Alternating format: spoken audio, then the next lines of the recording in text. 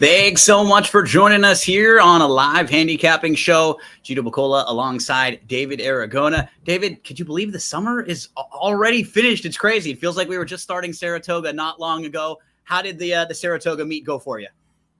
It went pretty well. I mean, there was a bit of a cold streak at the very end. You never like to end on a sour note, though. The closing day went good for me. I had some long shots come in overdue because the prior 4 days were a real drought. But yeah, the summer just flies by every year. Like, you feel like it's July and you're ready to start working, and then you wake up the next morning and suddenly it's Labor Day and it's all over and you wonder where all the time went. But then you look back over the results and you realized how much action actually transpired. But yeah, it's always nice to have this week, at least in New York, of a break between Saratoga and when Aqueduct starts, because I need to rest up before I do it all again. But we at Daily Racing Form are not going to let you rest, my friend. We put you to work already for this weekend. We want you to handicap some Del Mar for us. I know you did some previews of Kentucky Downs races too. So for anyone who's joining us, we're going to be having a good time. We're going to look at the past performances. We're going to pull up the Daily Racing Form PPs, and we'll just kind of navigate our way through Saturday card at Del Mar. We won't go horse by horse in any race like we do some of the race previews, but we'll more so kind of look in at horses, maybe look at a replay, pull up some charts, kind of dive into the PPs, how we normally do our handicapping, David, because I think that's a process, and that might be a piece of content out there that isn't always something that I see. We see a lot of previewing big races, putting your picks in, but I always love watching other handicappers in their process a lot of the time, and we can do that here and answer a lot of questions. Yeah, I mean, I don't think we're reinventing the wheel here. There's plenty of horse racing live content out there. We're doing live handicapping, but especially at DRF, we tend to be pretty formulaic with the way we analyze these races, especially with our stakes previews. And I know people like that content. We're really thorough as to go through the fields, but we want to make this more informal. We want you guys to participate. So if you're watching on YouTube, definitely drop us a comment. We would like to answer some questions live as we go through these races about the Del Mar races or anything else you've got questions about in the horse racing world or just in life. We'd love to interact through this process and answer some questions. So definitely participate with us. I'm drinking a Captain and Coke tonight. I got out of my nice Los Angeles glass. So having a nice drink as we get ready. I know NFL starting tonight. People will probably be watching the football game after. And we got one more good weekend of racing at Del Mar. And I want to give them some credit, David, because all throughout the meet, the field sizes have been really good. The quality of racing has been really good. Early on, there was, some issues with some of the CAW wagers and kind of late odd shifts, but they did a really nice job to correct that the best that they could. And all throughout the meet, it's been very solid and really strong. I want to give them a lot of credit because sometimes they'll start strong and then the middle part of the meet and the end, the field sizes will kind of struggle again. But for Southern California, I thought they had a really nice meet, and it's been a pretty good year so far overall. Yeah, I mean, I'm so focused on Saratoga during the summer, I often don't have the time to appreciate the racing going on at Del Mar. But with this extra week where there's not overlap, I get to actually handicap some of these races. And as I was diving into some of the races on this Saturday card, really interesting fields. I mean, this is, if you're going to try to play this late pick 5 sequence, good luck, because it seems like it's really tough. You can really sink your teeth into these races. I think we'll focus primarily on the stakes races, maybe get into some of the leader races on the card if people want to play those late sequences. I did the deepest dive on the stakes races, and there's a lot to talk about in them. Absolutely. And already we're putting producer Lucia to work because we had a question that came in asking us right away, do you have a best bet at Kentucky Downs? And she said she has the PPs up. She can pull them up for us right there. So Kentucky Downs, David, I know you looked at some of these races and we're going to spend a lot of time at Del Mar, but since we had a question right there, let's get right on into it. I took a look at some of the races at Kentucky Downs. One I want to look at is race number 10, which I know it's your favorite grade 1. Right? The Franklin Simpson. That's highly deserving of all the grade 1s out there. But this is a 6.5 furlong turf sprint. And I'm not someone who has like templates for gambling, for handicapping, but generally when I'm looking at races and it's 6.5 furlongs, a lot of times for me, it's down the hill at Santa Anita. Those races translate very similarly, I think, to the Kentucky Downs races. They play more to horses coming out of mile races a lot of times that are routing, and in particular horses that might be able to show like a little bit of early speed or positional speed, can kind of sit close going a mile and then they cut back. One of those horses that I've just been following for a while and has been really honest, kind of outruns his odds each time, is Antisocial. Horse who I think will just put himself in a really nice spot there in the Franklin Simpson. Probably a horse that'll get forgotten about, as some of the other bigger barns will take money. I very much respect Spice Up. I was on a show earlier and I put out some wagers with Spiced Up and Antisocial on top in tries, because I respect the two of them quite a bit. That's a horse who I think could sit a really nice trip. Cutting back, could be fit. You did handicap this race, David. Do you have an opinion on the grade 1 Franklin Simpson? Yeah, actually, Mike Beer and I did previews of 3 of the stakes races, including both of those sprints for the 3-year-olds, the Music City and the Franklin Simpson. I landed on prices in both of them. We'll see what price the horse I like in the Franklin Simpson is, because I actually think both of the Mark Cassidy turnbacks in this race are interesting. Yep. I did land on the number 9, Mibago, a horse that just looks like he's going to be quick enough to make the lead, even turning back in distance, because the main rival, Governor Sam, they've been trying to rate him recently and taking blinkers off. I'd imagine they're going to continue with that trend of not really going for the front end, and that could play right into the hands of Mibago, who is a horse that I've been wanting to see turn back in distance for a long time. And, you know, as you were kind of alluding to, Gino, sometimes late in this Kentucky Downs meet, when the rails come down, speed can get carried along on the front end, and that could really help a horse like Mibago, who wants to be leading every step of the way. Yeah, I completely agree with sort of the thought about Governor Sam. I respect everything he's done, but I'm a little against him going 6.5 over this turf course. He seems really like a 5.5 furlong type turf horse. And this style at 6.5, that's even more than like the additional furlong. And I'm just a little bit cold on him in this particular spot. Those 2 horses that you mentioned, they were actually my next 2 and the horses that I had in a bunch of exotics. I completely agree with you. Dream On is a horse I think we've talked about before. And what's nice about Dream On, one of the Cassie runners, and then the other one that you pointed out, Mibago towards the outside, Dream On just kind of puts themselves in the race nicely, like always kind of falls into it. And I think we'll have a little more turn of foot late, cutting back, and could really like finish strong, have some nice late energy. We've got some fans of Mibago out there as well. Horse who can really fly, David. And with that outside draw, interesting play. So it's a fun, really fun card. Lucia, can we flip one race after and take a look at race number 11, which is the Kentucky Turf Cup as well? One of the big races on the card. David, I think you took a look at this one also, right? Kentucky Turf Cup with Mike. I think you're forgetting, Cheeto. Didn't you do this race with me Scott? And Scott? It's like I looked at it twice with Scott Shapiro, and I was like, I did it on Sports Grid, I did it somewhere else. It's hard to keep track. Actually, and I looked at it this morning with Barry Spears and Chase. Shout out! I was on the notorious OTB with them. He like spiced up a little bit, who we just went over and we just passed on. So this was like the first one, David, when Kentucky Downs started bumping up the purses. This was the first big one. The Kentucky Turf Cup that would lure some horses, maybe some Europeans in from different spots. What's interesting about this renewal this year is, you know, the horses that are in really good form right now. And I think you can start to the outside with Fort Washington, who just won the Arlington Million. This is not a horse who's proven going 1.5 miles. In fact, I think it's only gone 1 mile and 3/8 once, finished 8th in the United Nations when doing that. So while I respect everything that this guy has been doing, he's 6 years old. He's getting better and better as he's gotten older. He just feels like a total shug horse. We're not going to be seeing him doing things he's familiar with. Feels like a kind of a play against for me if he takes a lot of money in here. Yeah, I mean, I'll be honest, I didn't do a deep dive into this race. Obviously, I know these horses, and I did some light handicapping of it. I'll just say it's probably for the best that I didn't have to handicap this race or make picks in it, because I have been chasing Anglophile for a long time and just been losing with him over and over again. And he's a horse that's prone to trip, so he's my kind of horse, but he just doesn't get the job done very often. So I think he's run well at Kentucky Downs in the past, and he might fit this race. So I'm going to have to lose a few bucks on him if I play it. But it is a competitive affair, and I agree with you on Fort Washington. He achieved that victory last time. That was probably the day you wanted to have him, and stretching out. We'll see if he gets the pace to close into that he really needs, because it's hard to read these paces at Kentucky Downs. Where it seems like some jockeys are more tentative than they usually would be to get aggressive in the early stages. They feel like that, stamina turf course. They want to have something left, and so they don't necessarily use that weapon all the time.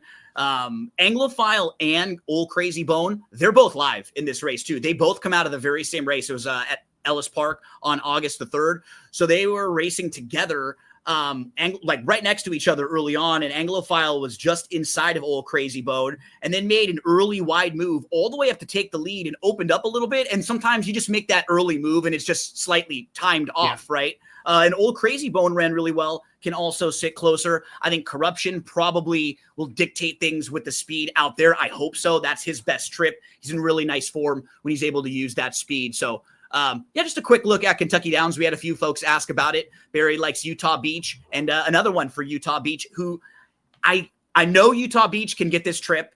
And if you're looking at speed figures and buyers, Utah Beach kind of fits. I'm just not sure Utah Beach is quite as classy as a couple of the other horses in here. That would be my only concern, but I think it'll probably be a pretty fair price. Anything else you want to say here, David, before we head over to Del Mar? No, I mean, I'm a big fan of Corruption. I like the trajectory that he's been on. I know we had that heat distress issue at Saratoga last time, so happy to see him back in this race. And I think he's going to be dangerous on the front end. But I agree, Utah Beach, he's a horse that definitely stays. And if he gets the trip, he'll be dangerous. So this is going to be a big Saturday at Kentucky Downs. If you want to take a look, we have previews of some of these big races. I forgot that I did a preview of the Kentucky Turf Cup. So there you go. Some of these weeks are very, very busy, and it all gets lost in the shuffle. But as soon as we get back into the PPs, I remember who I like. So that's always all it takes. David, Del Mar finishing strong, really solid card this weekend. I mean, if you want, we can start towards the back, or we can start at some of the stakes races and then move around. But even early in the card, like races 3, 4, both maiden special weights. One of them's going long on the turf. One of them's 5.5 furlongs. Those are intriguing races. I always have a good time watching workouts for some of these horses. I know you do too. Oh, yeah. First.TV has a bunch of workouts for some of these horses too in the morning. So always, anytime you can add a little bit more to your resume, to your repertoire, you can just keep adding. It doesn't hurt to see how they do in the mornings. Where do you want to start here with the Del Mar Debutante? See if Baffert's going to get a 12th. I believe he's won it 11 times. Yeah, why don't we start by focusing on these stakes races? That's what people are interested in, the top horses, especially these 2-year-olds that we're going to be hearing a lot about probably in the coming months. And these are some pretty interesting races. I know sometimes these races where Baffert has multiple entries, you tend to think they're not so interesting to handicap. I didn't feel that way with this Del Mar Debutante. I know Baffert has 3 strong contenders in here, but they're all horses that can win this race. And there are others in here that you can make a case for. I completely agree. The 4 and the outside horse come out of the same race. They were 1-2. I think both of those horses could take a step forward. They both ran really well for different reasons. I don't know if you want to pull up maybe the last part of the replay. Let's start showing some replays. Because what I really thought would be beneficial for Grandma Mary in here. So Grandma Mary is, I believe, the 2 in this race. And you're going to be watching the outside horse, Bourbon and Ginger, was the 4. So those are the 2 horses we're looking at. Bourbon and Ginger shows more speed and is battling early. And then the 2 is Grandma Mary down on the inside. I thought watching this, Grandma Mary, you'll see late, is a little bit green. And with the addition of the blinkers, just felt like a horse that could really improve. And this is a good performance, David, from the outside horse, Bourbon and Ginger, who's battling throughout, was up there, on the front end, doing a lot of the dirty work, and will win the battle of the early speeds and have to hold off. You can see the 2 kind of has to wait a little bit down on the inside right here to kind of push through and angle around, and just having to hesitate and then move around. Not always easy for 2-year-olds to start and stop, but I thought both of these top 2 ran well. Yeah, you could see Grandma Mary, the number 2 horse, kind of learning her lessons as this race goes on, because she wanted to run up on heels there, and the jockey's kind of having to hit the brakes a little bit, make sure that she stays in the pocket. And it takes her a little while to sort of figure things out here. You can see she wants to lug in behind the horse in front of her and follow that one home. But once he gets her to the outside, I really like the way she finishes here. And I'm going to let this play right on through the gallop out, because she actually gallops out much stronger than the winner into the clubhouse turn, which gives you some confidence that Grandma Mary is going to be okay stretching out in distance. And you look at the pedigree, a lot of her siblings have done well going longer. I'll pull it up in Formulator here. The dam herself was unraced, but St. Elmo is the full sibling. He was a confirmed dirt router, and a lot of the siblings did best going 2 turns. So she feels like a horse that is going to appreciate added ground. But Gino, she's got to get around this Baffert trio, and especially the 2 that are drawn down towards the inside. They figure to take a lot of money. And I'm interested how you separated these horses, if you could at all, because they've run similar speed figures. I strongly prefer one of them to the other, but I was wondering how you felt.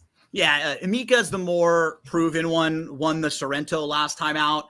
regressed a little bit. I think Explora is the one that I liked more of the two of them down on the inside. Agreed. I just thought she did it with such ease. I thought she's naturally quicker. It was interesting too, David, when Amika in her second start, because she drew the rail both times, and then in her second start she drew the rail, and she kind of grabbed the hold of her early. We can show it. They sort of wanted to get her off the pace a little bit, and then it almost looked like she kind of shut off for a second, and then they kind of went right back and put her in the race, and she got back into it. I wonder if she's a little quirky. So you can see she's the one here. She's fine there. And then they decide, let's stay out of getting down on the inside and getting shuffled. So they take her back, and then she kind of like gets a little lazy for a second. Her to go, yeah. He has to like really ask her to go again. And then she shoots up in between horses. I don't know if she's she might be fast and may have been better than some of these, but I definitely prefer Explora of the three of the Bafferts. Yeah, I mean, the first part of this race is the interesting part for everything you said. I mean, she just is a horse that she breaks okay, but those first 5 or 10 steps into stride are not the quickest for her. And you saw it in her debut race too. She just can't quite make the lead. She's not quick enough. But as soon as they get a furlong into the race, she starts to travel strongly. You could see he kind of wanted to go with that, Juan Hernandez, as he asked her to go up in between horses. Obviously, he didn't want to deal with any kickback issues there. And once she gets her head in front, I mean, this race is basically over. It was a similar thing on debut. Interesting, Juan Hernandez rode both of these horses. He's going to land on the number 1 Explora. Yep. And when you watch the debut, it's easy to understand why, because she just had really easy early speed right from the start, and he just never really asks her at any point in this race, and she just kind of sails clear from this field. And when I watch these two fillies, Gino, just how they're built and the way that they move with their stride and their cadence,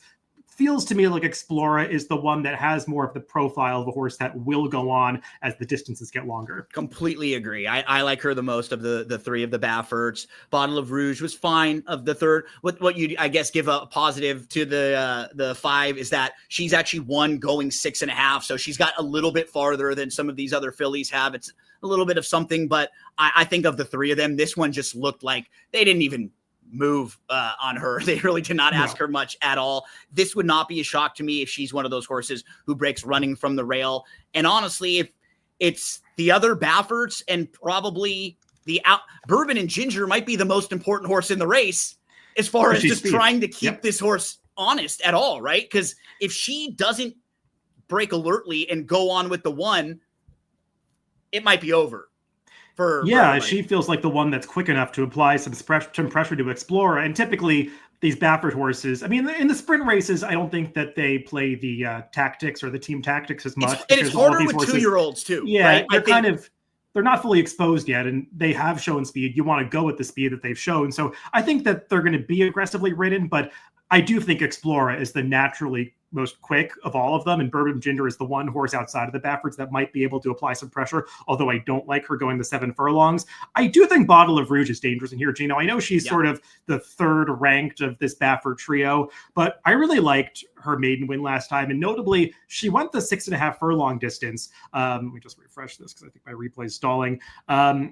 She went the 6.5 furlong distance, which is not as much of a stretch out to the 7 as a lot of these others are trying to make the jump. And she just has the look of a horse that's really going to appreciate going a longer distance. She is that gray filly who's got some size to her moving up on the outside. And just the way that she goes clear of this field at the very end, I thought was boding well for her going longer. And you can see she's kind of hanging on her left lead in upper stretch. But when she switches over, I like the way she clears off from this field. And I think she's got a future going longer. We'll just see if she's got the brilliance to defeat both of her stablemates in here. Yeah, to even kind of keep up with them. Sometimes that's the difference in some of these early races where those horses are just so much faster. But David, I hope you're right. I'm in a couple fantasy horse racing leagues, and I picked this filly in one of them. So I hope she's going to pick up some points for me and then move on to the next one. And as you said, she's the type that if she got herself into a Breeders' Cup race, you feel like going longer would actually fit really nicely for her. So if she is able to start getting races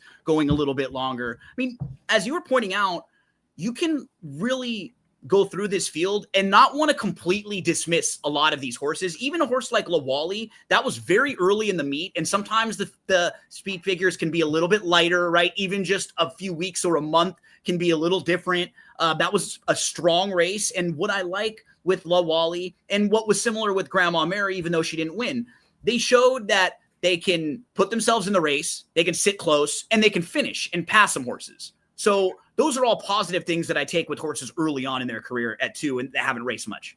Yeah, and that Lawali maiden race, you've got some horses that came out of the race to improve their buyers subsequently. You could see in this formulator chart here. And I like the way she finished off the race. She really kind of stretched herself to get up at the very end, which you like to see with the 2-year-olds, to have that winning spirit. And she's another one with pedigree to go longer, and she looks like one that's going to go longer. I was kind of searching through the Bob Baffert formulator stats, to see if I could find something interesting. And, a very specific stat that has, unsurprisingly, a decent sample size for Baffert is with his 2-year-olds that won their debut races. So I'll put in maiden winner, last out, and second start, and are moving up into graded stakes at Del Mar. Let me just put all these parameters in.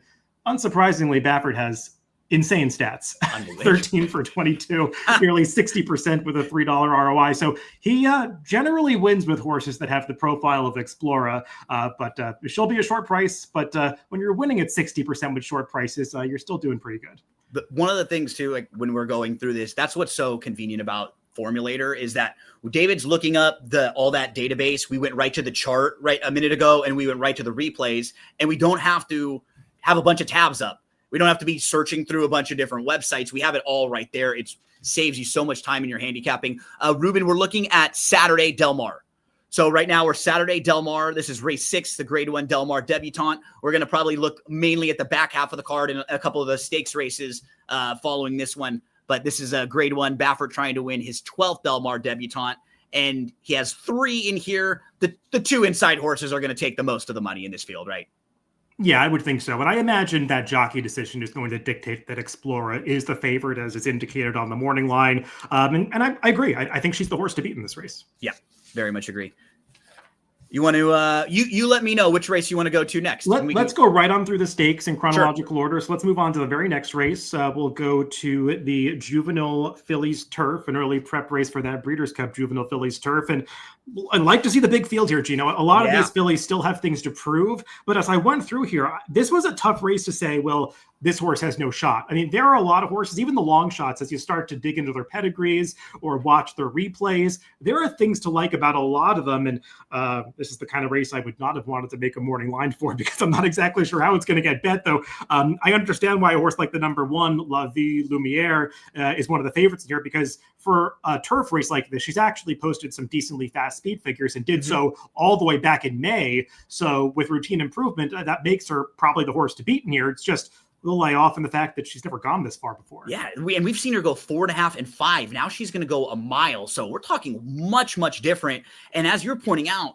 these races are some of I think favorite to handicap as someone who looks for big prices, because sometimes in races like this, speed figures can be a little bit off. Horses have only raced once. They've raced shorter. Now they're going long on the turf. There's a lot of different things happening. And I mean, the horse like the 2, Soaring Angel, for example, like if you want to click on the pedigree for this one, David, this horse didn't really take a lot of action. I remember the debut, and if you, the work reports, and if you watched this horse work in the morning, you would not have played this horse first time out. But it's very different on the turf. And in particular, going a mile on the turf, right? We're watching sprint workouts going short on the dirt, and this horse is going long on the turf. And if you look at who this horse is a half sibling to, Johannes, who we just remember the disappointing race from Johannes last time. I think we'll be running in the prep race at Santa Anita to hopefully get back to the Breeders' Cup, but had a fantastic year. And so this horse has a very nice pedigree just with that sibling, David, and won first time out of the box, but earned a very low speed figure in doing so and sat a really good trip. It was one of those kind of fall into it sort of wins. So respect the job. It's not easy to win going long first time out, but can this horse now step up and face a tougher group like this? Yeah, and it's very tough to make speed figures for these 2-year-old races, because a lot of them haven't run before, and part of the process of making a speed figure is sort of cross-checking how fast the time came back relative to the other races against the prior performances of the horses, to make sure that you're not getting something wacky or that there wasn't a timing issue that you have to check out. And with the 2-year-old races, you just don't have that prior performance to cross-check against. So, in races like this, Gino, I always like to look also at the Timeform US PPs because different speed figure makers, different methodology of making speed figure makers to see if the slow horses in Bayer are the same slow horses in Timeform US. And Soaring Angel is one of those where Bayer had it slow, and Craig, who makes the Timeform US speed figures, also had it pretty slow. A 70 is a pretty low number for a 2-year-old competing in a stakes race. So that was just a slow race. But you can see there are some red color-coded fractions, which in Timeform US indicates that it was a relatively fast pace. So for the 2-year-olds, that can really take its toll. And you could just see the entire field was kind of getting tired at the end. So maybe she does better and starts to run to that pedigree, Gino, but this does feel like it's a way tougher spot for her. We have a comment here from D-Rest asking about Hypergamy, who is the O'Neill runner, finished second behind South Bay, likes the pedigree there on this one. So if you want to, David, maybe you can pull the pedigree up and see. I'll pick this one up, Gino, because this is a horse that I actually like quite a bit in this race. Nice. Let me pull up the replay of her debut where she comes out of the same race as South Bay. South Bay is the number 3 who wins this race, and Hypergamy is the number 7 who finishes second. But I think they both run well. As I was going through this race, Gino, kind of interesting, I ended up liking a lot of horses that are stretching out in distance. There are several stretch outs in this race, but the 2 that I liked the most are actually these 2 fillies coming out of this race. And Hypergamy breaks pretty well. You can see she's covering a little bit more ground than South Bay, who's racing in the pocket early. She gets herself professionally right into that pocket, which you want to see the 2-year-olds being comfortable racing in there. And Hypergamy right now, she's in that light blue cap in 4th. She's 3 wide, but her jockey Juan Hernandez is going to make a really nice move here to sense that South Bay is the horse you want to follow, and he's going to get right to that inside rail to try to follow her through the hole that she's going to go through. And I like the way that South Bay sort of quickens at the top of the stretcher, but you're going to see the horse that is ranging up on the outside in those white sleeves. She lugs in right there, kind of hanging on her left lead, whereas Hypergamy, she switches over to her right lead correctly, and she's staying on at the end. But you can just see Hypergamy is a pretty big filly compared to some of the others in this race, and she's got that big, long stride on her, very reminiscent of the way that actually her sire, American Pharaoh, would move, and kind of given that pedigree and looking at the bottom side, I do think she's one of all of these stretch outs that's really going to appreciate going longer. Here's the PPs of her dam, Shane's girlfriend. It was a dirt horse, but in her second start did win a stakes race stretching out to a mile. So I think going longer is going to be just fine for her. We'll see if she runs here. She's one of 2 that's entered on Friday in a maiden race, but both of these horses that are cross-entered are stuck on the AE list in that race. So with a better post in here, I would hope that they go in the stakes race instead. Completely agree. That's a live race, both of them. There's another race, David, that could be a very important race for this particular race. I said too many races right there. But if we pull up the replay for Improbable You and Yours Sincerely, Yours Sincerely was visually really impressive. And it actually wouldn't shock me, even with the lighter speed figures, if this one gets bet, because this was such an impressive win. We're going to be watching 2 horses. I believe they're the 2 and the 8 in here. Improbable You, you're going to see, is the 8 who's kind of involved in the race a little bit more. Yours Sincerely is the 2 who's just going to settle way towards the back and is just going to make that one late run. And I thought both of these horses were, very talented. They showed ability, and I wouldn't be shocked if either one of them run well. The one I actually like the more coming out of is Improbable You, because just watching this race, first off, that was her career debut, and she's going a mile, where you've had Yours Sincerely with a couple races of foundation. Even though they were over in Ireland before shipping over, this horse still had 2 different races before moving into the Phil D'Amato barn. So Improbable You is sitting about 5th, 2 lengths off, kind of in between horses here in that second tier, and will eventually make a nice little move up to challenge. And the entire time, you can see that just trying really hard, right in the middle of it, like next to other horses battling. She's not going to be any match when Yours Sincerely blows by everybody late. But I feel like this filly, David, may have learned a lot in this race, and she might be able to take quite a bit out of it, being just her first career start. Now you're going to see the 2 start to come into the mix here, and she just really inhales this field. Yeah, it's kind of hard to believe when you're watching this race that the horse that's currently in last race, I guarantee, is going to win this race, because it doesn't look like she could possibly get there here. But this is one of those races, Gino, where they set a pretty honest pace early for the 2-year-olds, and you could just see as they come into the stretch, a lot of the fillies are struggling to get this distance, and they kind of starts to fall apart at the end. But I mean, give credit to the number 2, Yours Sincerely, because I mean, just look at the way that she's like quickening the cadence of her stride. I mean, she's really trying hard to pass these horses and just runs by them all. And she does has some foundation from Europe, so she was a little more experienced than some others in here. She ran really well. I don't disagree about Improbable You, who was second in that race, and she was the one that was just kind of grinding away at the end. And something I noticed about her is that she's got, you know, that big loping stride to her. She definitely is a horse that wants every bit of distance, and you could just kind of see her, like all the others, get tired at the end from chasing that quick pace. So she feels like one that can move forward. Jonathan Thomas, her trainer, is very capable and has great numbers with second-time starters. So she's a horse that I would totally understand having in the mix. Not against Yours Sincerely, but the cat's kind of out of the bag now with such a visually impressive effort. I wonder if she's a horse that takes a lot of money in this race. You know, I kind of touched on her, Gino. Did you have thoughts on the number one, La Vie Lumiere, who's got those big speed figures? I mean, watching her races, I could be convinced that stretching out might be okay for her. Just not sure what to do with this layoff. Completely agree. She's fine. Price will kind of dictate how I play her. It's the start of a late pick 5 sequence, so you'll probably be able to see that. Her races are fine, but it does seem like going a mile on the turf, there are just a few others in here that are much more enticing. And if they are, you know, 5, 6, 8 to 1, and she is down around 3 to 1, well, then I'm absolutely going to be in that direction. I'm kind of like you. It sounds like I'm not dead set against her, but if I were stacking horses, I'd probably have 2 or 3 that I just feel like are going to be much better prices that I'd rather include and take a shot with than with her. But it's not a bad effort at all.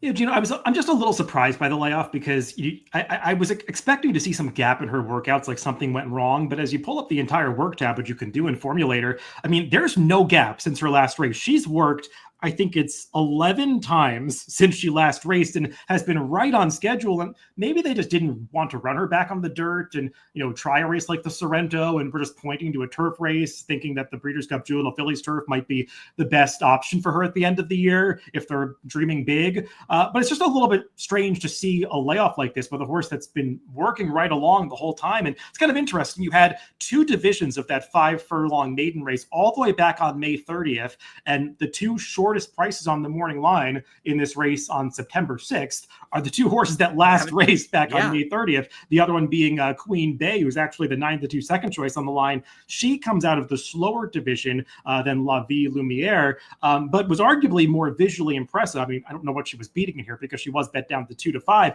She looked good, but she's one, you know, where I have questions about what was behind her and whether or not this is too big of a step up in class. I completely agree. I was a little cold on her just compared to the others. I thought this was a soft race. It was only a field of 5. She didn't really have to do much or overcome much. I mean, when you're just comparing replays that we watched and the type of trip she had versus a horse like Yours Sincerely, right? And you're looking at the 2 and you're like, wow, this horse was dead last, top of the lane, flew by everyone, even by some tiring horses. I need to see a little bit more from Queen Bey in here. And I wonder with Hernandez jumping aboard, if this one will just be one of the shorter prices and maybe take a little more money than I'd be comfortable with playing. Yeah, one more horse I'll throw out that's going to be a big price, you know, that wouldn't be like a top pick for me, but just a horse I could include somewhere is the number 6, Cara Rose, who has only tried turf twice, both sprint races. I thought she ran okay behind La Vie Lumiere. If you like that horse, you should at least check her out because she was 3 wide the entire way in that May 30th race, whereas La Vie Lumiere was saving ground. And last time out, I know she comes out of a race with a very slow speed figure, but she was kind of held up behind horses in a race that they just kept getting slower and slower around the turn. And she was way more the best in that race than the length and a quarter margin would indicate. And she's got plenty of route pedigree. So she's one that I could see outrunning her odds in this race. Completely agree. She was, I think, in like the 3rd and 4th spots for me too. I was pretty cold on the same horses that you were. I thought the 2 races that we looked at that have multiple horses coming out of them wouldn't surprise me if those horses all ran well. Cara Rose was another one that I had as a fair price to include. And I was just question marks about how I wanted to include the one La Vie Lumiere. And as we move along, I wanted to kind of ask you, David, because I think we were discussing this. We had a meeting about this the other day. Like, how do you normally wager? What's your normal wagering pattern on, let's say, a day like this? Let's say it's a busy Saturday for you at Saratoga. You've done a lot of the work. Are you playing pick 5s? Are you know, what is a lot of your bankroll go to? How do you kind of decide how you play throughout the day? I mean, for me, it always depends on the card. Obviously, the card and the wagering menu, because Sure. different tracks have different wagering menus that might, some bets are better than others. But I mean, assuming, at tracks like Saratoga and Del Mar, they typically have rolling doubles, pick threes, and a lot of pick four and pick five options. So you can pick your spots with those. Generally, I try to base the wagers that I go after on how much confidence I have in my opinions.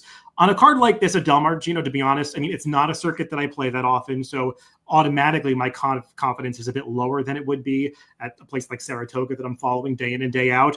And also the sequences here, especially this late pick five sequence, just seems so daunting. I mean, as we talked about two races, one was a 7-horse field, the next one's a 12-horse field, but we liked multiple horses in both of them. So they're already hard races to narrow down, and things are not going to get much easier as we proceed through the next couple of legs. So this is a sequence that I would be hard pressed to put together an affordable pick five ticket. If I played it at all, it would be a very skinny ticket where I just kind of really emphasize my strongest opinion of probably just stringing together some long shots, like a wager that would have a low frequency of hitting. But if it did hit, I would be greatly rewarded. But I would be more likely not to play this pick five sequence and focus more on some of the intra race bets. I mean, especially that Juvenile Turf. That's a race where, I mean, there would be some appealing exactas, trifectas I might want to play. Horses that are going to be nice odds in the win pool, like the 6 I was just talking about, probably is going to get ignored in the wagering. And with Del Mar now following New York's lead and restricting the CAW play in the win pool or having that 2-minute cutoff, you have better confidence of the win prices you're going to get. So that's the kind of race where I'd want to survey the board and see what my fair value is on the horses compared to the odds that they're going off at 2 minutes to post, and make my bets accordingly. I think that's a really sound strategy for playing at a basic level that you can do successfully at places like New York and Del Mar now. And we'd love to hear from some of you out there. If you have any questions or comments about this Del Mar card on Saturday, we want to move along, David. If you can, take a 1-minute stop just right next door. I want to show one horse and a couple things that I've been waiting. Unless you want to talk, about let's talk about this race. This is this is a really fun race. Okay, I wasn't sure if you wanted to just hit the 6. So shit, awesome. This is a 8th race, first level allowance, going a mile there. So to me, races that I think are appealing are races where I think a horse that's going to be favored is vulnerable. Right? As gamblers, we find a vulnerable favorite. So I'm looking at this race, and I feel like the 2 Lyle Song is going to be a horse that takes a lot of money in here. A horse who has run second back-to-back races, took a lot of money last time out against First Level Allowance Company. If you look at the 2 races that he exits, July the 19th, very good second. But David, if you pull up the chart for that race from July 19th, you can see that Lyle Song lost to a horse named Indispensable, and Indispensable is 2 for 15. He's an honest horse. He's been in some tough races, but he's not a win machine. So when you're losing to a horse like this on the wire who doesn't like to win races, I start to kind of question, okay, is this horse like a win machine? And then the following race on August the 9th, if you can pull up the replay, and then we can just go right to like before the top of the lane here. We're going to be watching Lyle Song, who's the 1.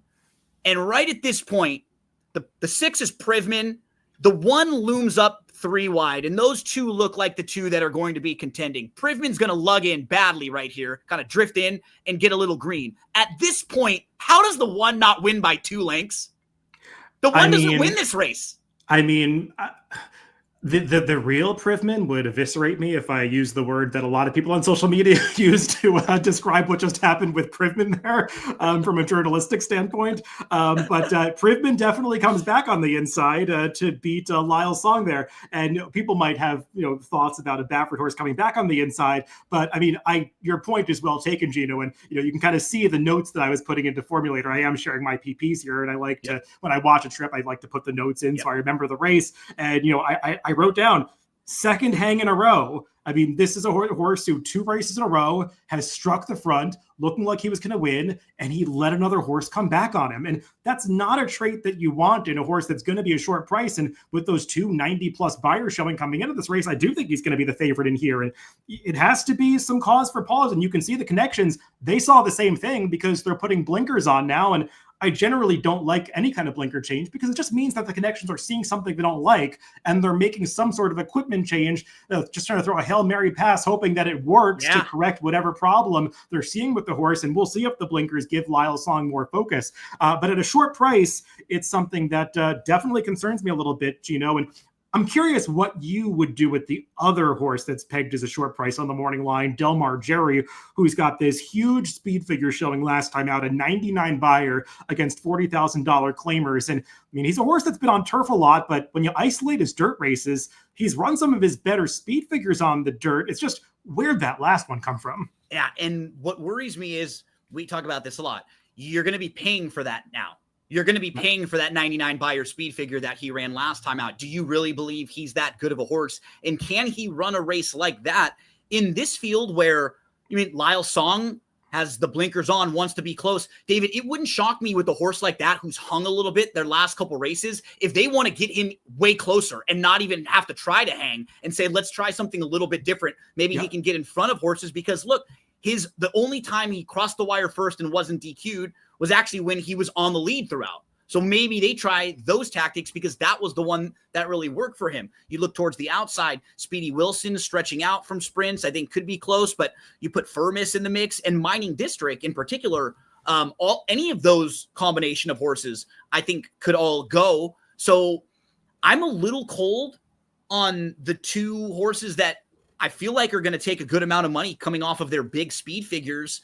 And one horse who I've been waiting to play back, and I've been joking with you about how I've been kind of struggling a little too. This was one of the days that I actually had an okay horse, and the horse that should have beat me was the one, Wayne the Brain, on August the 2nd. And if you go through this horse's career debut, going 6, step slow, kind of put a line right through it. And then you see this horse really take a nice step forward in that second start, breaks the maiden, earns an 80 buyer speed figure going 6.5, gets a lot more into the race, beats Miramati, who's a solid upper allowance to stakes caliber horse. And then comes back on September the 7th, 2024. David, can you pull up the chart for that race? It was a very productive race where Wayne the Brain finished 5th. The winner, Red Flag, came back to win the next start. The runner-up, Pilot Commander, came back to win the next start. You can see all the next out winners in that race. Very strong race. Following that, on September the 7th, Wayne the Brain is off for 11 months. Shows back up on August 2nd, and maybe we could pull the replay up for this one because I liked it quite a bit. I thought it was a really good runner-up effort for Wayne the Brain. And after we watch the replay, we can even show you that this dam was all long on the turf. So going a little bit longer, I think will only help this horse. Wayne the Brain is the number 6 here. David, the horse who is the eventual winner of this race is the number 5. And just look at the difference of the trips between those two. The 5 is on the inside, saving all the ground. The 6 is at the back of the pack, 3 deep. So right away, you're just seeing the difference between the winner who gets to save all the ground. Now the 5 is all the way up to just behind the leaders in a nice spot, while the 6 is kind of, grinding a little bit and having to go wide and now really, really wide. And Wayne the Brain moves all the way up around, and I thought ran really, really well here, David, to finish 2nd. And I feel like now 2nd start back after the long layoff, stretching out, going longer, looking at those horses' overall form, being lightly raced with some upside. I think there are 2 other horses that are going to take some money. So even if he gets bet a little bit, maybe he's 5-1, 9-2, 5-1, maybe like your third choice, I think that's okay. He really right here starts trying hard. He's just a tired horse, but he's still trying very hard. I thought a great performance from him to finish 2nd.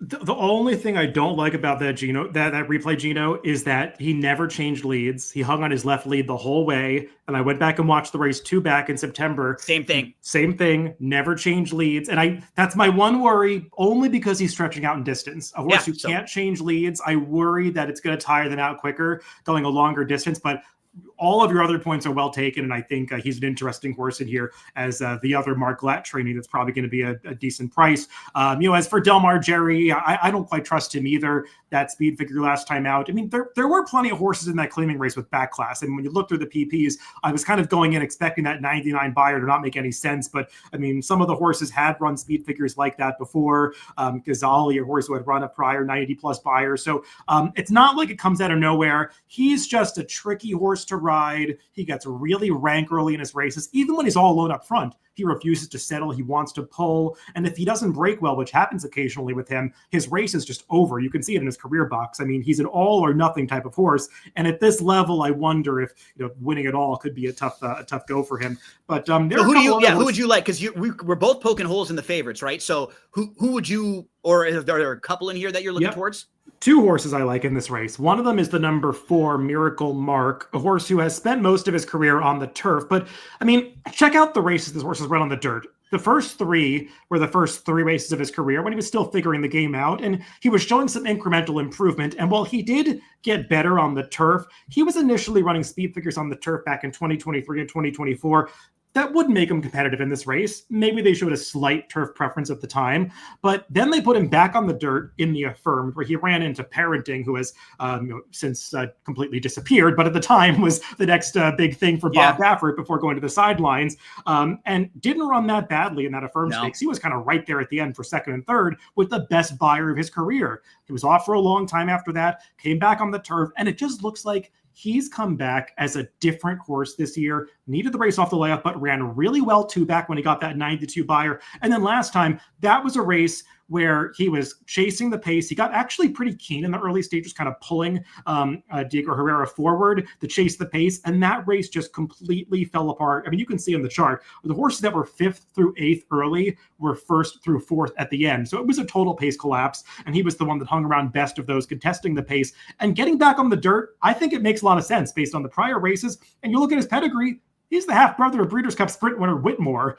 So there's a lot of dirt here for this horse to improve getting back on this surface. So I think he's really interesting. And the other horse is the Bob Baffert runner in here, Firmus, who I don't think he's actually going to be 12-1 in this race, going out for these connections. Baffert and with Juan Hernandez sticking here. I mean, he figures to take more money than that. But when I watch this horse's races, Gino, especially last time, he just looks 100% route to me. He is like a two-turn horse that has sprinted in 3 out of his 5 starts. I mean, actually 4 out of his 5 races have been around 1 turn, and he looks like a horse that really wants the 2 turns. Obviously, things went wrong during his 2-year-old season when he went off form for Wayne Catalano, but he was training pretty well into that seasonal debut for Baffert.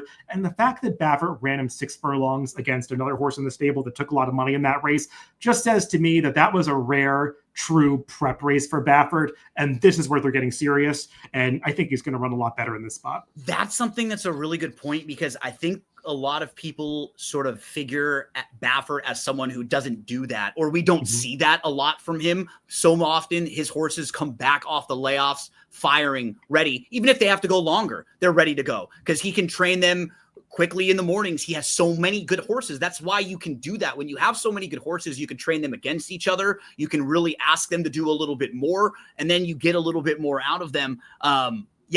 I completely agree. I think he's a player going long, and I was very cold. So if I'm playing this race like multi-exotics, I'm fine spreading out a little bit if I'm not using the 2 short prices. I'm fine going 4 deep, 3, whatever, if we're using some of the prices that we talked about, because I just wasn't as big of a fan of the 2 horses who I think are going to take a whole lot of money. And I want to make the point, Lyle's Song is a horse that I think is tough to just throw out of a trifecta if you're going to attack this race playing exotics like that, because even if you beat him on the win end, he's a horse that makes a ton of sense to be in the mix at the end of this race. But if you're playing a multi-race sequence through this leg, he might be the kind of horse that you want to completely leave out of that race, because getting him to win the race is a different thing than betting him to finish in the money. That's just a distinction I'd like to make with a horse like that. Even being against him, if I was playing exactas in this race, I would definitely use him with the 2 others I like, Miracle Mark and Firmus. Yeah, completely agree. It's all about how you're playing, what kind of wagers you're making, and a lot of times what the rest of the sequence looks like for you. right? Yep, If totally. you love prices the rest of the way, then sometimes in races where you don't have as much of a strong opinion, you go a little bit deeper because you just want to make sure that if the opinions that you have are really strong hit, that you win, right? That's what you want to do most days. So I would never completely throw out Lyle's Song in any exactas try supers like that. But on the win end, this might be a race, especially if you're going to go shorter in the John C. Maybe, which we're going to move to in just a moment. Maybe this is a race where you try to chuck the short prices and look for a few bigger prices. Yep, and let's move on to the next race, which is, I think, the final stakes we'll talk about on this card. Maybe we can briefly get to the last two races if we have time. Though those are races that probably deserve a little more time than we can devote to them because they're complex. But shout out, David, to another Dave Handel in here. He's a Canterbury player. He does Dave's. He's got the Dave's picks sheet at Canterbury. So shout out. He's also the radio statistician for the Minnesota Timberwolves basketball team. So this guy is qualified for the NHC a few times. I know Dave. He's a really sharp handicapper too, and he's given anybody that's looking a Canterbury play for Saturday. So mark this one down if you're looking for a best bet later in the evening on Canterbury. Race 5, the 2 out of the dark, 5-1. He says he's going to stock and pounce as the 2 favorites hook up. Hey, that's the type of play that we would make. 2 favorites hook up. We're looking for a 5-1 shot. I like that, Dave. Sounds good. And I think we've got a Canterbury race coming up on the video schedule pretty soon. So Dave, stay tuned for that. I think next week we'll be covering one of the stakes races at Canterbury on the Daily Racing Form YouTube. But let's get back to Del Mar and we'll take a look at the final of these stakes races, the grade 2 John C. Maybe. And this is another tricky one to handicap, Gino, because I think there is a legitimate favorite in here, and that's the number 4 Medoro, who has just been rock solid in these turf routes out in California. I think it's really a question of what is a fair price on Medoro, because she's going to show up, but how much of an edge does she really have on this field? Yeah, and she did just run a career best buyer speed figure. It was her first start off the bench. So which way do you want to interpret it? Is she going to maybe regress a little bit because that was such a big effort, or will she step forward now, second star as a 4-year-old? I don't have many knocks on her, but I completely agree with you. And what could make this race tricky? She is pretty versatile. There was actually a race. We always remember these races, David, back in 2024 in the Providencia, when it was one of those races on paper where it looked like there was no speed. I played Shiloh's Mistress trying to beat her, and she just sat right off of Shiloh's Mistress all the way and just got her right on the wire. So she's got a little versatility to her, but there are no proven frontrunners in this race at all. I think it's going to come down to intent, because Phil D'Amato has 4, and I'm kind of assuming he wants one of those horses to be the horse that's trying to get to the front end. I narrowed it down to 2 of them. The old classy Mission of Joy, who used to be a horse that could be forward and could sit close, and this is a multiple graded stakes winner. But just based on reading the tea leaves, when the 6 Kentucky Gal has Edwin Maldonado up and then puts the blinkers on, I wonder if that's the one of the D'Amato horses that they're going to try to get towards the front end in here, David. Yeah, I was thinking the same thing, that one of these D'Amato horses is probably going to go. I would imagine they're going to try to get Mission of Joy covered up this time, because when you watch her last race, it was just the wrong situation for her. She's a horse that does not want to be 3 wide with no cover, which was the case. Most turf horses don't, right? No, most don't. And she's one that kind of, when she's run her best races, it's been when she's been able to get in behind horses, save ground, ride the pocket, and run well. And she is a horse, admittedly, that has done best with perfect trips in the past. And it just did not work out last time. So I agree. One of these D'Amato horses is probably going to go forward. I would imagine, like you, it would be Kentucky Gal. And we'll see. Some other horses in here, Gino, they've shown the propensity to show a little bit more speed, like a horse like the number 5 Hopeful. They've tried to rate her in multiple races, and she really pulls hard in the early stages, like she wants to do more. But I don't know if it's going to be the intention to go to the lead. So I think, as you said, jockey intention is going to be really important in this race. And then we got the other horse that is going to be one of the ones that gets bet in here, the number 7, Give Me Another, who went to the lead last time at Woodbine. That's really not her most comfortable running style. No. She still ran well that way, but maybe not quite as well as the 2 second-place finishers early in the year behind Saffron Moon and She Feels Pretty, who each would probably be the horse to beat if they were in this race. So Give Me Another, coming in from Woodbine, or having previously raced on the East Coast. I mean, I can make the argument that she is the horse to beat in this race, just given the ceiling that she's shown and the fact that Juan Hernandez gets aboard coming in for this new shipper. But she is a horse that I would say has been just a little bit disappointing since coming to the U.S. Completely agree. You kind of go back and forth, and I was kind of hemming and hawing with her because she's undefeated. She came in with a good amount of buzz. And when you isolate her races individually, they're all fine. It's when they kind of collectively now you're like, okay, 3 out of 4 races, she's finished second. She has been facing tough company. And if I just wanted to take the Woodbine race individually, I'm a little forgiving for horses at Woodbine with the kind of trip she had where sometimes you can get lost on the lead, and that stretch, David, it is huge, especially for a horse like that who's not been used to being on the front end and just being out there alone for that long. So I can be a little forgiving for that one. I do think class-wise, she is been facing better company, and she's probably a more likely winner than a lot of these horses from Southern California. She just doesn't feel like the most fun horse to bet in here, right? No, I agree with that. I think she's going to take a lot of money. I mean, these horses shipping in from the East Coast, it's generally assumed that they might have a class edge on the Southern California competition. Yep. And we've already saw Graham Motion come in and scoop up a major graded stakes in this division earlier in the year. I think that was the Yellow Ribbon with Heredia. So, I mean, horses like this, I think, are going to merit a lot of respect. I give her respect in this race. I just, as you said, I don't know how short a price I want to take. And in some ways, I think Maduro might be a more likely winner than her, just given the post and the fact that the possibility is still open that she's taken a step forward as a 4-year-old. I'll just make the note with her, Gino. I feel like sometimes the chart callers in Southern California like to exaggerate what's going on with horses. And you might look at her comment lines and think she's gotten some troubled trips recently. That's not the case. She got a perfect trip in the American Oaks. I know it says lacked room quarter pole. That was a fantastic ride from Fresu, and she was just no match for She Feels Pretty in that race. And last time out, she pulled for maybe like a nanosecond, and then she settled down. I mean, she was not ranked in that race. It was a pretty good trip overall, and she finished well. So I think she's logical, but I don't think there's anything so interesting about her either. And frankly, Gino, I had trouble really warming up to anybody in this race, and I kind of ended up landing on Mission of Joy just because, yes, she's been disappointing this year, but sometimes horses like this that are a little overmatched on the East Coast coming out to California, they can have success.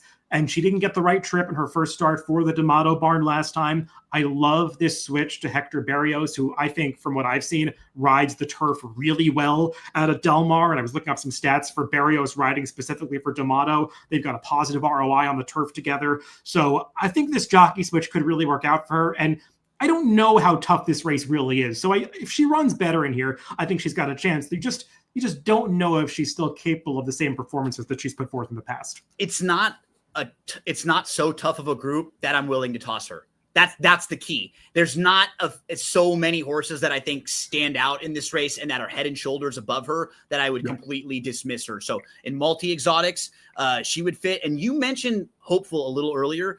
She's kind of sneaky, David, because it doesn't, I mean, if you're talking about comment lines too, she had probably about as bad of a trip as you could ask for last time out. She was wide and in between horses and just in a no shot position throughout a lot of this race. I think that's a race you can put a line right through. And keep in mind, she's pretty lightly raced with some upside.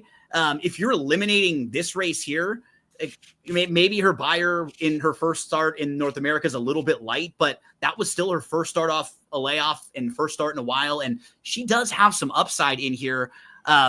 She just never had much of a shot at all. She's favored in this race, and she just does not get a very good trip throughout a lot of this one, David. So no, she's the 4-horse in the red silks there, and she is getting a little keen in this race. I mean, you could see she's not wanting to settle. She sees a little daylight. She's pulling. You could see. I mean, you could just tell by the jockey rocking back and forth a little bit, and her head going up and down. He's got a hold on her because she wants to run off. And I've seen the same thing from her in both U.S. starts, Gino, where she doesn't want to settle. And she be a horse that they go with, maybe, or do they try to get closer in a race where there's not that much early speed at all?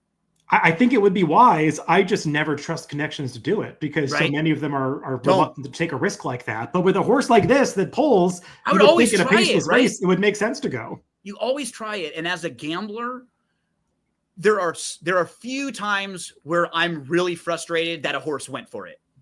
Right. There are some times where it's completely out of a horse's routine to be on the lead, or they go way, way too fast. But I would always take that early move, aggressive ride, putting them in the race versus the no chance trip. At least you get a little bit of a shot when you're involved early on.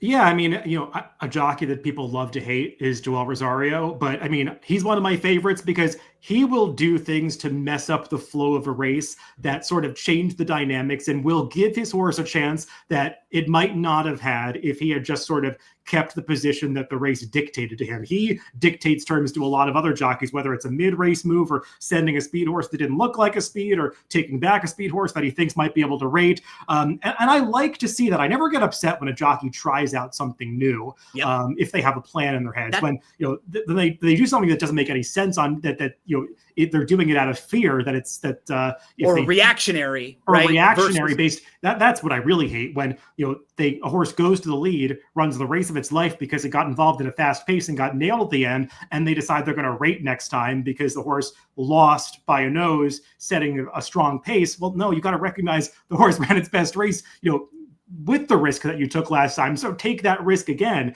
You hate to see an experiment abandoned after one trial when it comes close to working out and doesn't quite work out. But yeah, we'll see how they decide to ride Hopeful, because different tactics might work better for her. Yeah. You want to take a quick hit at the last two races? Yeah, let's quickly move through, because we could spend a lot of time on these races, Gino. Oh, I know. I'll just say a couple of things about the horses that I think could be dangerous in this 10th race, and I'll kind of quickly get your take on them. The horses that are likely to take money, I think, are the 5, 6, and 7. I didn't look at the morning line yet, but yeah, I mean, the 5 and 6 are the two favorites. Titanic Thompson, I'm just going to pull up this replay quickly because his last race is definitely worth watching. This is the kind of ride that I hate, when it seems like the jockey is just being indecisive and doesn't know what to do. And he's the number 8 horse in here. He is the gray in those Nick Alexander silks. And you're going to see him move up between horses, but stick his gray head into second right here. And you could see Juan Hernandez. He's looking over. He's not sure if he should go forward or take back. Now he might go forward, contest the pace. He looks behind him again, sees, there's a space there. Maybe I can get outside. So he tries to take this horse back into the pocket, decides not to get into a duel. But then he puts this horse in that position that I hate, where he's sort of in the hole, not fully in the hole, 3/4 of a length back, and there's a little bit of daylight there. The horse starts to go forward, and then the hole closes up. And right here, you can see he has to steady really hard out of position, and he does so at a point where the entire field is sort of swarming, and they're really bunched up at this point. It's going to turn into a sprint to the wire, and after having made that move, had it been aborted, then try to come through again, it just doesn't work out for a horse like this, who ran his best race in his prior start when he was sent right to the front end and tried to wire the field. And, maybe they were being reactionary because he got nailed at the end that day and they didn't want to be as aggressive in this race, but it probably would have made more sense to be aggressive given the trouble that he got in. And what I've noticed with this horse, his first step or two is not always great. His immediate step out of the gate is a little bit slow, and that's happened in like 3 or 4 of his races out of the 6. And then he flies. Then his second, third, fourth step, he can absolutely fly and clear. And that, I think he might be a little tricky, because you'll notice too, in his 6 races, he's had 5 different jockeys. So this could actually be important for Juan Hernandez now getting back aboard this horse for the second time. Maybe, David, he has figured him out a little bit. Maybe he's realized some of the quirks of this horse, because I agree, he's got a lot of talent. But if he does that at 6.5 furlongs, he's got no shot, especially going a little bit longer. If they want to win with him, I want to see him go and just try to get as far clear as possible, because I think he might be able to separate after they break, if it's not too bad. But that first start sometimes can get him in a little bit of trouble. Yeah, he is the fastest horse in this race. And I think the way this pace projector comes up, and I'm a big fan of the Timeform US pace projector. For those that aren't that familiar with Timeform US VPs, it bases these running positions on the prior pace figures or the fractions the horses have run in the past. And he is clearly the fastest horse early in this race. And when you go through it, I mean, the 1, 4, and 8, they're not even really speed types. No. So, I mean, this feels like the kind of race where he can get loose. To me, the only real question, Gino, is the 6.5, because it feels like it could be stretching him just a little bit. I think the number 6 is very logical in this race.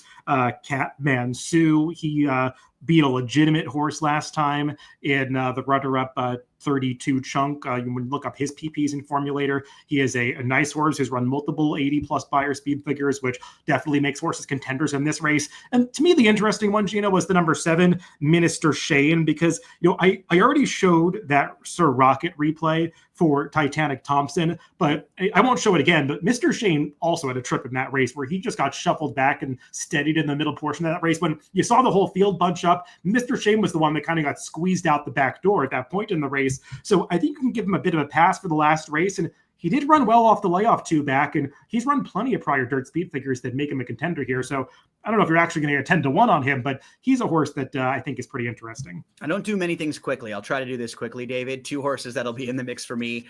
I didn't know what to do with the 1 Brunch and Crunch because there's some ability there. This horse is drawn down on the inside all 3 times, and then last time out, all 3 races slow starts.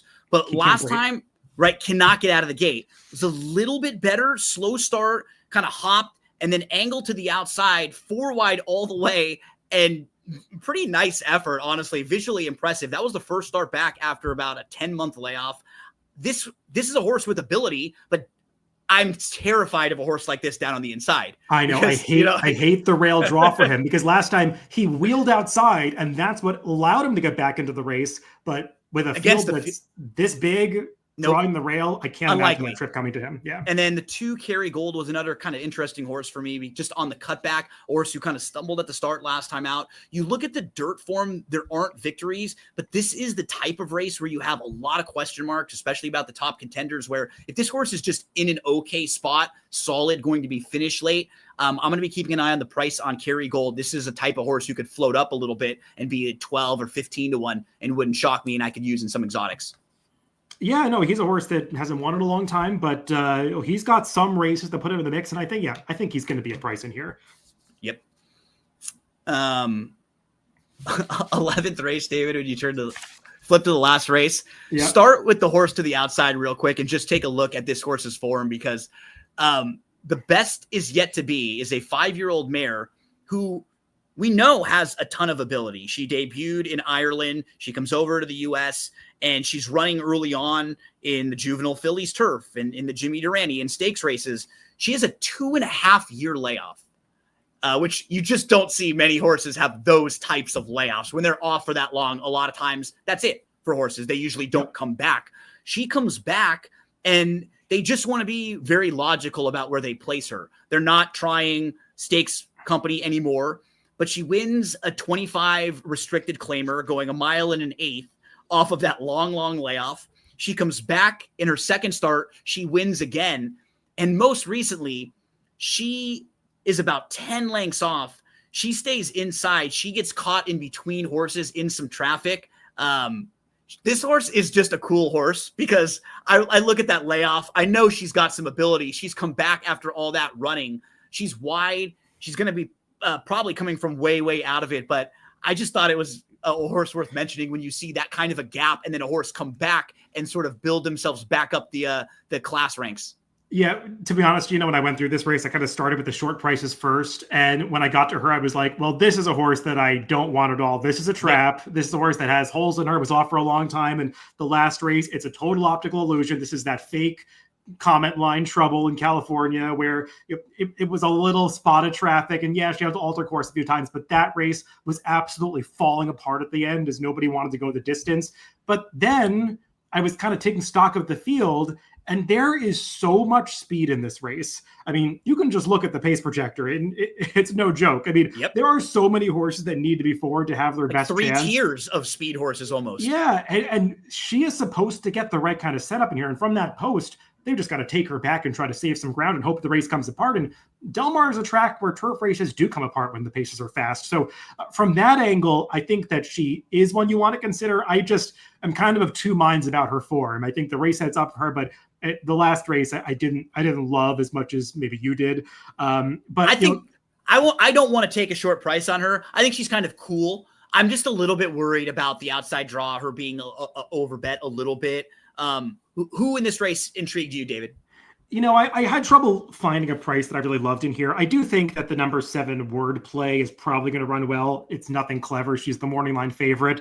Gino, I can't say that I've ever seen that many horses win at 1-20 on the turf. You see 1-20 in dirt races plenty of the time in small fields, but turf races, I can't say that I've seen too many 1-20 horses win. And she got level and go off that price. And she got the job done. Her last race, it was a perfect trip, but I'm just going to pull up the end of that replay because she deserved a perfect trip, David, because she honestly had probably 3 or 4 trips earlier on in her career where she was stuck down on the inside. You wanted to play her back off of that. So I think she was a little deserving of some of these softer trips. And I agree with you. She feels solid in this race where you kind of look around at the field and like what you did, you take a second glance, you don't really know where to go, and you just feel good about the race that she's going to give you. Yeah, and just watch this move she makes to the top of the stretch here. She is the horse in behind the one that's too wide with the red silks. And the way she darts to the inside and just settles this race immediately is really impressive because she doesn't just win this race by a length. I mean, she is sprinting for home as she draws off from this field. I think she runs her final eighth of a mile in like 11.40 flat. I mean, she really wins decisively. And it's not like that field was so much softer than this one. So I think she's legit, and she's shown the ability to rate in a race that has plenty of speed. So I'm not way against her. And this is the kind of race where I just kind of kept getting to horses going through and poking holes in them, not really being able to love anybody. Another layoff horse I think is interesting is the 11 Skating Through Life, who is coming off a long layoff. She doesn't have those starts under her belt like the Best Is Yet to Be does. But her races last year struck me as a horse that would appreciate at a distance. Now, trying it off the layoff is probably not ideal, but I think she's got some upside, and maybe she's one that's a decent price in this race. But not an easy way to end the day, and not an easy way to end a sequence that was already tough. Man, I had a lot of fun going through the Del Mar sequence with you. We appreciate everyone out there checking in, sending in your comments. We're going to be trying some different things out, and if this is something that we get a good response doing, we'll definitely do more of these, and we'll be able to sit down and kind of navigate through, because I like doing this, David. It helps me a lot of times when my opinion isn't completely set. You point out horses that I haven't looked at. Some of our commenters and viewers pointed out horses that might not have been on my radar. And I think it always helps seeing how other people look at races and other people handicap the races. Yeah, 100%. Talking through the races is a really healthy exercise to do because you can turn over every stone, but even gathering all the information doesn't help you put the puzzle pieces together. And sometimes when you talk to somebody else, you realize how things fit together in a way that maybe you weren't appreciating before. So it's definitely a useful exercise. And I hope this was helpful to our listeners. And we're going to try this a few more times, on Thursday nights. We'd love for you guys to ask some more questions, participate. We want to engage with our viewers and listeners and handicap these races along with you so we can help you out arrive at some stronger opinions for the weekend. Remember, if you need more help, we preview all of the big races on the YouTube channel. David, Mike Beer, Ashley Mayu, Scott Shapiro, myself. You'll see different combinations of us this weekend. We were all about Kentucky Downs, big racing over there, Del Mar. So you'll get previews of all those big stakes if you want a little more analysis there. Thanks so much for hanging out with us. Happy Thursday, and cheers as we finish up.